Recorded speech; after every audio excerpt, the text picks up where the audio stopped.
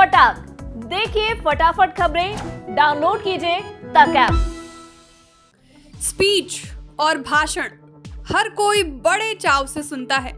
जब भी कोई बड़ा आदमी किसी मंच से कुछ कहता है तो लोग बड़ी बारीकी से सुनते हैं और उन बातों को अमल में लाते हैं। लेकिन एक ऐसी घटना घटी है जिसमें एक व्यक्ति ने मात्र 8 मिनट भाषण दिया और उसके बाद जो हुआ वो आपके कल्पना से भी बाहर है।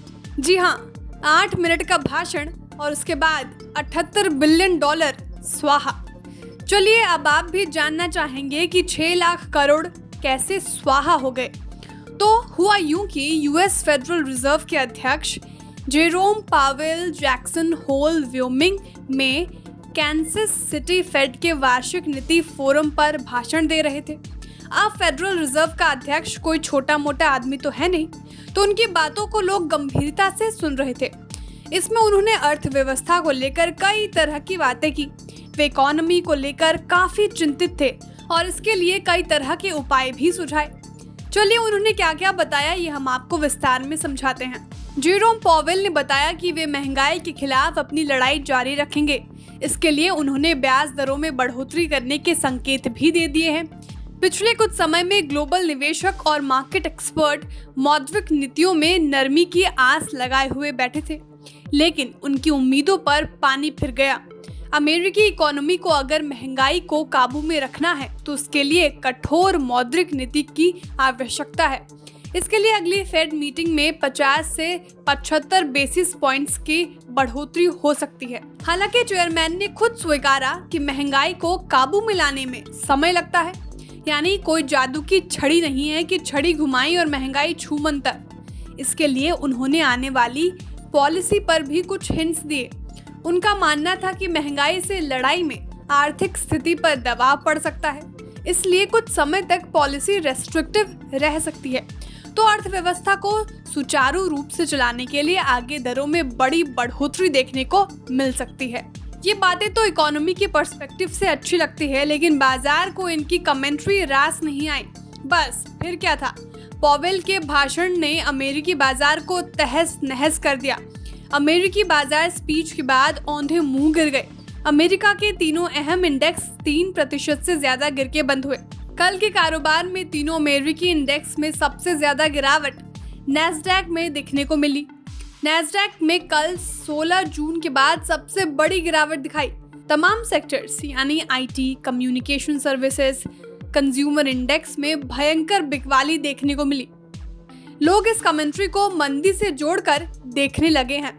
लोग और बड़े बड़े उद्योगपति भी पिछले कुछ समय से मंदी को लेकर चिंतित नजर आ रहे हैं।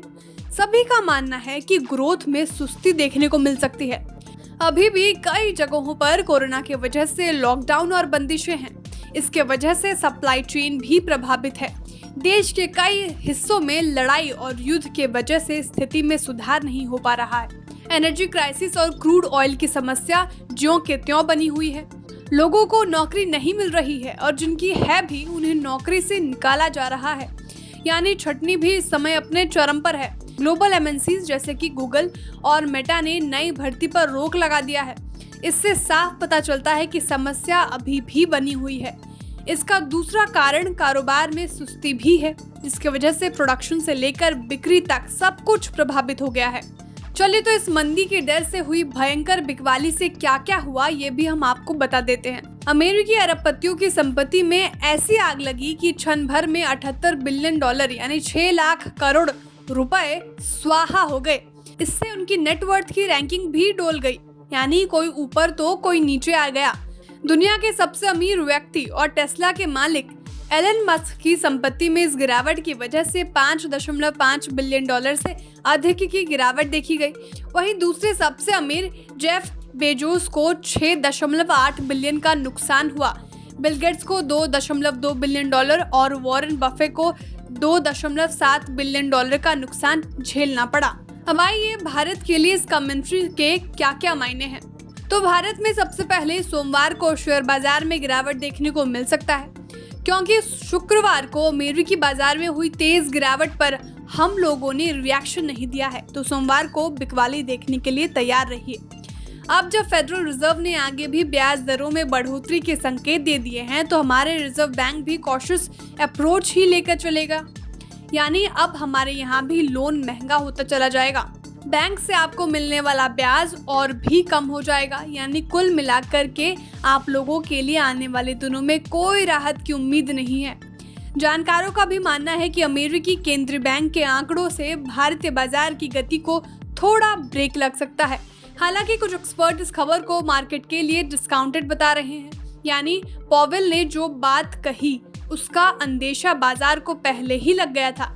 एम्बिट एसेट मैनेजमेंट इस कमेंट्री पर अपनी राय देते हुए कहता है कि फेडरल रिजर्व के संकेतों के बाद आरबीआई भी रेपो रेट में वृद्धि की योजना बनाएगा। वहीं एक्सिस सिक्योरिटीज का मानना है कि पॉवेल ने जो बातें कही बाजार को इसका थोड़ा बहुत अनुमान था।